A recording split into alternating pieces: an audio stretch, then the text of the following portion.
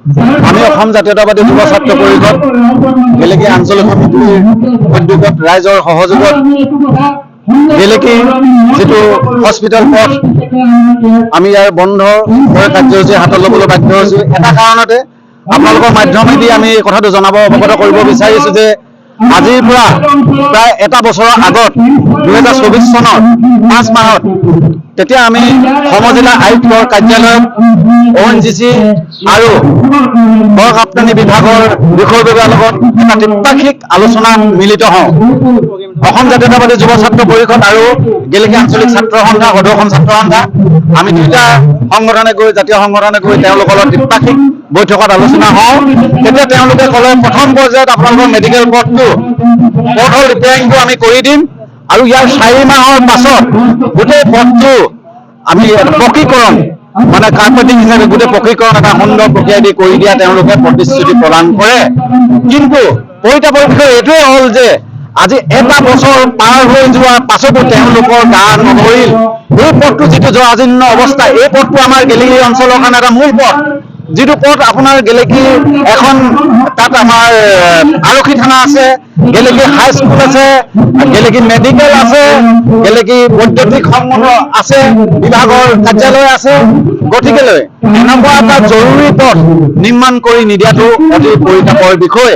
তেওঁলোকে প্ৰতিশ্ৰুতি দিয়া স্বত্তেও কামটো কৰি দিলে। কিন্তু তথাপিতো আমি তেওঁলোকক পুনৰ এখন স্মাৰক পত্ৰ আজিৰ পৰা প্ৰায় 10 দিনৰ আগত এখন স্মাৰক পত্ৰ আমি সমজিলা আয়ুক্ত আৰু গড়কাপ্তানি বিভাগ ONGCক এখন আমি স্মাৰক পত্ৰ প্ৰদান কৰি 10 দিনৰ ভিতৰত আপোনালোকে এটা উচিত মীমাংসা কৰক।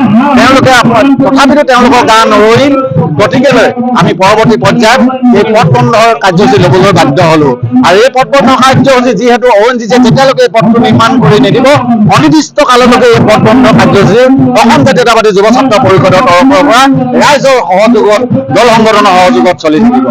আজি যি হস্পিটেল পথটো অৱৰোধ কৰিবৰ কাৰণে সদৌ অসম ছাত্ৰ সন্থা উদ্যোগত যি পথ অৱৰোধ লোৱা হৈছে, আমি অসম ছাত্ৰ সন্থা সেইটো সম্পূৰ্ণ আমি সহায় সহযোগ আগবঢ়াইছোঁ, সমৰ্থন কৰিছোঁ।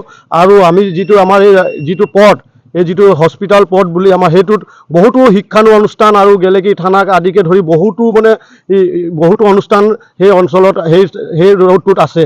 কিন্তু আজি লোক নিৰ্মাণ বিভাগ হওক, ONGC কৰ্তৃপক্ষ হওক, কিন্তু গেলেকীত প্ৰত্যেকটা ক্ষেত্ৰত যদি আমি দল সংগঠনে যদি প্ৰতিবাদ নকৰোঁ তেন্তে ইহঁতি একো কামেই আমাৰ গেলেকীত নহয়। আজি আমি বাৰংবাৰ দাবী জনাইছোঁ যে পথটো নিৰ্মাণ কৰিব লাগে, কিন্তু আজি আলোচনা বিলোচনা হয়, কিন্তু সেই আলোচনা শেষ হোৱা মানে সেই কথাখিনি সেই টেবুলতে শেষ হৈ যায়। আৰু ইহঁতৰ গাফিলতিৰ কাৰণে আজি আমাৰ এই পথটো নিৰ্মাণ হোৱা নাই। আমি অসম ছাত্ৰ সন্থা এইটো স্পষ্টভাৱে তেখেতলোকক অৱগত কৰাব বিচাৰিছোঁ যে আজি গেলেকী আঞ্চলিক ছাত্ৰ সন্থাৰ আৰু গেলেকীবাসী ৰাইজৰ সহযোগত আৰু বিভিন্ন সংগঠনে আজি আমাক এই ONGCৰ যিটো বন্ধ কাৰ্যসূচীত আহি আমাক সহায় সহযোগ আগবঢ়াইছে। আমি এটাই কথা ক'ব বিচাৰোঁ যে গেলেকী এখন অইল এফেক্টেড এলেকা আৰু ONGC এখন হ'ল আমাৰ যিটো আমি গেলেকী মেডিকেলত অহা যোৱা কৰা ৰাস্তা মূল পথটো, এই মূল পথটো হৈছে ONGC অপাৰেশ্যন এলেকা এৰিয়া। সেয়ে আমি এই পথটি নিৰ্মাণ কৰিবৰ বাবে ONGCক আমি 29 তাৰিখ 5 মাহ 2024 চনত আমি এখন স্মাৰক পত্ৰ জনাইছিলোঁ। স্মাৰক পত্ৰ দিয়াৰ পিছত তেওঁলোকে আমাৰ লগত এখন বৈঠক বহিছিল সমজিলা আয়ুক্তৰ অফিচত। তেতিয়া সেই সময়ত আছিল মেজিষ্ট্ৰেট গায়ত্ৰী বাইদেউ, আৰু গায়ত্ৰী বাইদেউৰ থ্ৰুৱেদি আমাৰ লগত MDT আৰু PW বিভাগে তেওঁলোকে আমাৰ লগত আলোচনা কৰিছিল। আলোচনাৰ মৰ্মে তেওঁলোকে আমাক জনাইছিল যে আমাক 1 মাহ সময় দিয়ক, আমি গাঁতখিনি পুতি দিম আৰু তাৰপিছতে 3 মাহৰ পিছত এই ৰাস্তাটো সম্পূৰ্ণ নিৰ্মাণ কৰি কাৰ্পেটিং কৰি দিম বুলি তেওঁলোকে আমাক অৱগত কৰিছিল আৰু লিখিতভাৱে। কিন্তু আজি পৰ্যন্ত আমাৰ এই পথটো কাৰ্পেটিং হৈ নুঠুল। সেইবাবে আমি আজি গণতান্ত্ৰিক আন্দোলন কাৰ্যসূচী আজি ONGCক বন্ধ কাৰ্যসূচীতে ল'বলৈ আমি বাধ্য হ'লোঁ।